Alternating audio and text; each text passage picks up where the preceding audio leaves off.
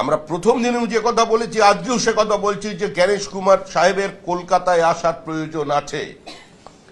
তিনি নিজে আসুন, তিনি এসে মুর্শিদাবাদ দেখুন, ডোমকল দেখুন, তিনি এসে দক্ষিণ 24 পরগনা দেখুন কোন পরিস্থিতির মধ্যে দিয়ে এ রাজ্যে এসআইআর সংগঠিত হচ্ছে বা এসআইআর কে এক্সিকিউট করা হচ্ছে, এটা চাক্ষুষ দেখবার জন্য অন্তত তিনি একবারের জন্য আসুন এখানে।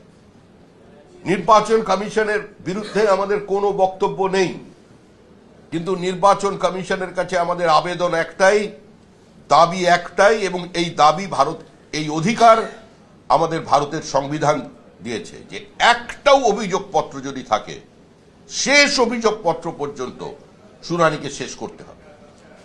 সে 180 দিনে হোক, 100 দিনে হোক, 120 দিনে হোক। রাজ্যবাসী দেখতে পাচ্ছেন যে কাদের জন্য গোটা প্রক্রিয়াটা এই অবস্থা।